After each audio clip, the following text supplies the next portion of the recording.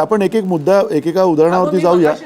नाही एकेका मुद्द्यावरती परंतु नाही एक मिनिट तुमच्या मागणीतला तुम्ही ज्या वाटाघाटी आता केल्यात या वाटाघाटीमधला आणखीन एक महत्त्वाचा मुद्दा जो काँग्रेसच्या गोटातनं आला होता डॉक्टर समीर दलवाई की ज्या अपक्ष जे काही आहेत अपक्षांच्या पाठिंब्यावरती किंवा अपक्ष जे आपापल्या गोट्यामध्ये आलेले आहेत काँग्रेसच्या किंवा राष्ट्रवादी काँग्रेसच्या या अपक्षांना सुद्धा आत्ताच कुठेतरी ॲडजस्ट करण्याच्या दृष्टिकोनातून म्हणा किंवा त्यांना कुठेतरी येणाऱ्या काळामध्ये तिकीट कुठे मिळणार याची शाश्वती देण्याची प्रक्रिया म्हणा या अर्थाने अपक्षांचा सुद्धा विचार केला जावा असं काँग्रेसच्या गोटातनं म्हटलं गेलं. त्याला तुमचा पाठिंबा आहे का? त्याला तुमचा एक पक्ष म्हणून राष्ट्रवादी काँग्रेस त्या अपक्षांची सुद्धा त्यांना सामावून घेण्याची तुमची तयारी आहे का? हे वरिष्ठ पातळीवर ठरलं जाईल. नाही मी समीर डॉक्टर समीर राष्ट्रवादी डॉक्टर समीर दलवाईंना मी विचारतोय. मी ॲडव्होकेट शेलार तुमच्याकडे येतो पण दलवाई तुमचं काय म्हणणं आहे याच्यात? नाही थोडक्यात म्हणतो मी आत्ता देखील विधानसभेत आमच्या पक्षाला पाठिंबा देणारे इंडिपेंडेंट्स आहेतच आणि त्यांचा विचार दोन्ही पक्षांना हा करावाच लागेल. आणि शेवटी आघाडी म्हणताना दोन्ही पक्ष त्यांना समर्थन देणारे इंडिपेंडेंट इतर समविचारी पक्ष या सर्वांचाच विचार करावा लागेल. कारण शेवटी आपण विचार करताना भांडण किंवा लढाई ही इलेक्शन लढण्याची नव्हे तर इलेक्शन जिंकून येण्याची असली पाहिजे. आणि शेवटी प्रॅक्टिकली विचार करताना ह्याच मुद्द्यावर विचार होईल आणि आमचे माननीय नेते जे आहेत ते त्याप्रमाणेच दोन्ही पक्षाचे त्याप्रमाणेच एक पॉझिटिव्ह डिसिजन घेतील. नाही पुन्हा ॲडव्होकेट शेलार तुम्ही म्हणता की तडजोड करावी लागली जर या तडजोडी करून तुम्ही मग आघाडी कशाला करता एकत्र कशाला येता? कारण शेवटी त्याच्यामध्ये राज्याचं सुद्धा राज्याच्या प्रशासनाचं म्हणा राज्याच्या विकासाच्या संदर्भामध्ये म्हणा काही निर्णय तुम्ही दोन्ही पक्षांच्या नेत्यांनी आतापर्यंत सांगून झालं की आम्हाला निर्णय घेता येत नाहीत हात बांधून ठेवले जातात आघाडीचं सरकार आहे या तडजोडी कशाला करता मग तुम्ही? हा राजकीय पॉलिसीचा विषय आहे आणि ती पॉलिसी ही आमच्या केंद्रीय नेते हे ठरवतात आणि तशा पद्धतीने जी पॉलिसी ठरवली जाईल तशा पद्धतीने हा विचार पुढे येईल. कारण मंदारजी आम्ही अशा पद्धतीने प्रामाणिकपणा आमच्याकडे आहे की तो आता इथं कोणी बीजेपीचं किंवा शिवसेनेचं नाही की त्यांच्यासारखा अप्रामाणिकपणा आमच्यामध्ये नाही की ज्या पद्धतीने आमच्या बरोबर लोकसभेला ते आमच्या बरोबर आले तसंच राज्यामध्येही त्यांनी यावे अशी आमची इच्छा असणार आहे. त्याच्यामुळे ही तडजोड याच्यासाठी आहे की आत्ता म्हणजे आपल्याला माहिती आहे की मोदीची लाट किती काय केलं. मी एक उदाहरण देईन की किती स्वार झालं होतं चॅनेलच्या यांच्या माध्यमातून की ज्या वेळेला पाकिस्तानच्या सैनिकांनी भारताच्या 4 सैनिकांची बुडकी कापून नेली त्यावेळेला बीजेपी आणि शिवसेना जोरजोरात बोलत होते ठोस कार्यक्रम केले पाहिजे ठोस कार्यक्रम केले पाहिजे. त्यावेळेला जे हवं ते एके अंतोनींनी केलं पण त्यांचं समाधान झालं नव्हतं. त्यावेळेला मी आपल्या चॅनेलवर प्रश्न त्यांना विचारला होता की काय ठोस करायचं ते तुम्ही सांगाल का आम्हाला? ते काय सांगितलं नाही.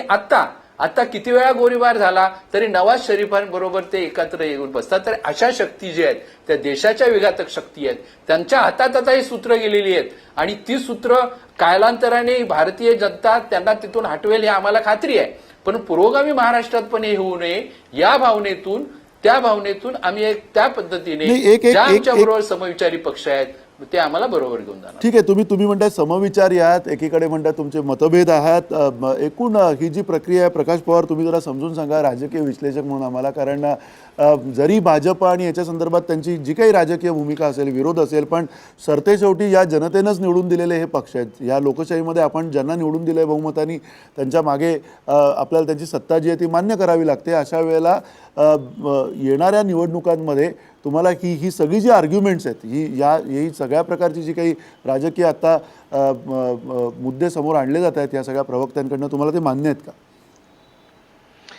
मुद्दा असा आहे की प्रत्येक म्हणजे पक्षाची व्यक्ती हे त्यांचा पक्ष कसा आहे हे सांगणं हे त्यांचं काम आहे आणि त्याच्यामध्ये पुढचा मुद्दा निर्माण होतो तो अशी जाहीरपणे आत्मसमीक्षा ते करू शकणार नाहीत. कारण तशी केली तर प्रतिमा समाजामध्ये खूप चुकीची जाऊ शकते आणि असं कोणच करणार नाही. म्हणजे शिवसेना बीजेपी पण करणार नाही राष्ट्रवादी काँग्रेस देखील करणार नाही. परंतु ज्याला तटस्थपणे महाराष्ट्राचं राजकारण समजून घ्यायचं आहे ती व्यक्ती असं म्हणू शकते की सध्या महाराष्ट्राच्या राजकारणामध्ये बदल झालेला आहे आणि ह्या बदलामधला एक स्टॅटिस्टिक आकडा असा आहे की मतांची संख्या दोन्ही काँग्रेसची कमी होती. हा मुद्दा संख्याशास्त्रीय आहे, बाजूला ठेवला तरी दुसरा मुद्दा निर्माण असा होतो की ज्या ठिकाणी म्हणजे शहरी मतदारसंघ आहेत, उदाहरणार्थ मुंबई, ठाणे, रायगडचा काय भाग, पुणे, औरंगाबाद आणि नागपूर, या सर्वच भागांमध्ये सामाजिक दृष्ट्या सुद्धा चेंज झालेला आहे.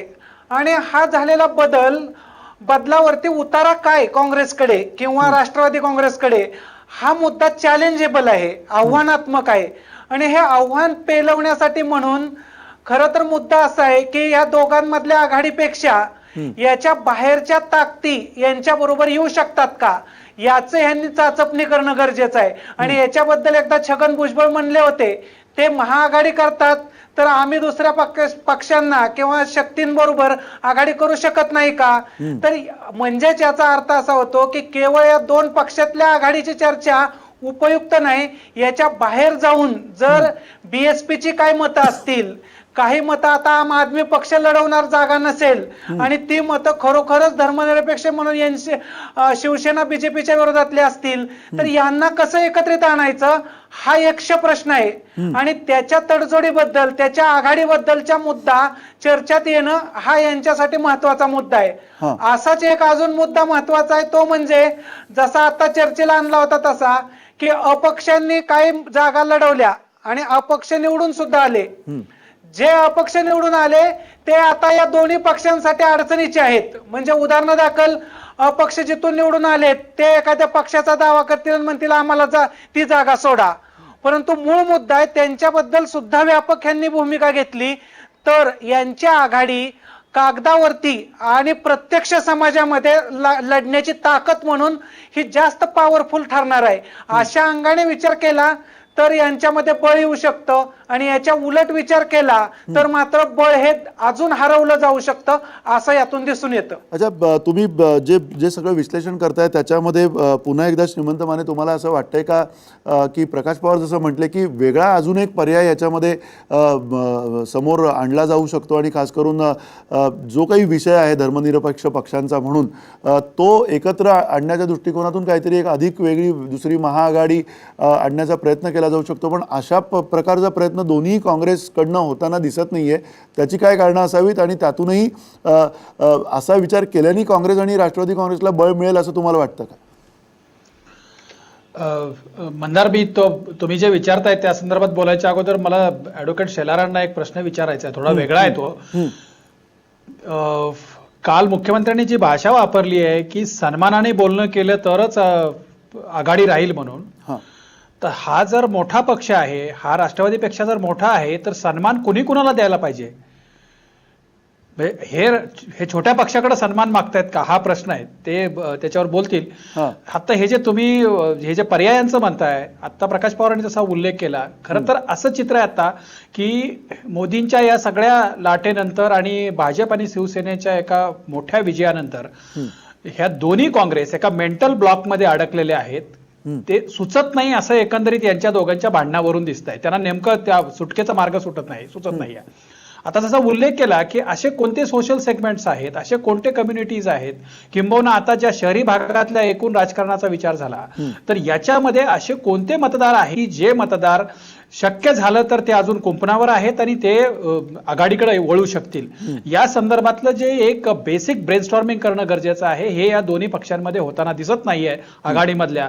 आणि त्यामुळे सध्या त्यांची अवस्था, जी व्यूहरचना महायुतीने केलेली आहे त्या व्यूहरचनेच्या मागे फरफटत जाणे अशा स्वरूपाची या दोन्ही पक्षांची अवस्था झालेली आहे.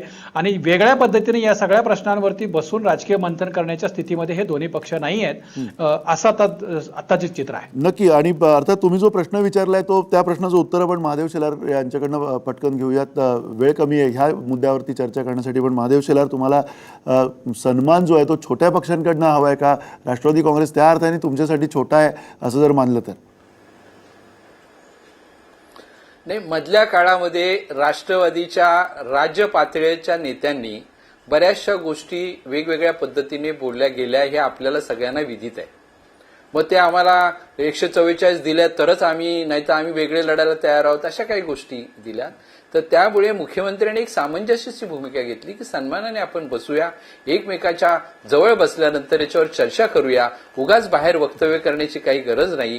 हे वक्तव्य करण्याचं काम प्रथमतः राष्ट्रवादीकडून सुरू झालं आणि म्हणून ते म्हणाले. परंतु मी मगाशीच सांगितलंय मंदारजी की आम्हाला समविचारी पक्ष बरोबर घेऊन पुढे जायचंय. दुसरं मला एक बोलायचं आहे की मी मध्ये मला तुमच्या चॅनेलवर येता आलं नाही, पण मी प्रकाश पवारांचं बरंचसं विश्लेषण त्यावेळेला ऐकलं.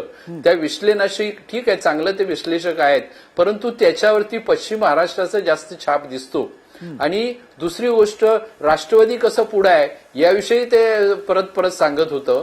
पश्चिम महाराष्ट्रातली परिस्थिती वेगळी आहे की 1999ला आणि 2004 आणि 2009 आणि 2014 याच्यामध्ये बदल होत गेलेला आहे. याचा जर आपण विचार केला तर साताऱ्यामध्ये देखील आमचे चांगले लोक आहेत, पण त्यांना संधी मिळत नाही. त्या अशा सगळ्या गोष्टी आहेत आणि अनेक कारखाने किंवा सहकारी चळवळ त्यांच्याकडे आहे, म्हणून राष्ट्रवादी प्रबळ आहे. हा जो त्यांचा दावा तो अतिशय फोल आहे. याच्याविषयी 99 सालचं मी सांगेन की मेजॉरिटी साखर कारखान्याचे चेअरमन, मला पूर्ण बोलू द्या, मध्ये मी बोललेलो नाही. एकच मिनिटं मी तुम्हाला थांबवतो याच्यासाठी की हा वेळ आता संपलेली आहे. तुमचा जो मुद्दा आहे त्या मुद्द्यावरती आपण पुन्हा एकदा हवं तर चर्चा घडवून आणू आणि प्रकाश पवार आणि तुम्हाला या दोन्ही मुद्द्यांवरती आम्ही विचारू प्रश्न, अधिक सखोल चर्चा आपण करूया. कारण तुम्हाला प्रत्येकाला आपल्याला अधिकार आहे की मुद्दा कोणाचा पटणार किंवा नाही पटणार या बाबतीमध्ये. पण ही जी चर्चा आहे याच्यामध्ये सगळ्यात महत्त्वाचा मुद्दा आहे की काँग्रेस आणि राष्ट्रवादी काँग्रेस यांच्या आघाडीची वाटपाची जी काही जागा वाटपाची चर्चा सुरू आहे त्याच्यामध्ये आत्ता किमान काँग्रेस नी आक्रमक पवित्रा घेतलेला आहे. अर्थातच महत्त्वाचा मुद्दा आहे, जागांचा प्रश्न आहे आणि या प्रश्नावरती आता येणाऱ्या काळामध्ये सुद्धा जी काही आपल्याला स्पष्टता अपेक्षित आहे ती होईल अशी आपण आशा करूया. आणखीन एक महत्त्वाचा मुद्दा घेऊन तुमच्यासमोर येतो एका छोट्याशा ब्रेक नंतर. कुठेही जाऊ नका, पहा आवाज महाराष्ट्र.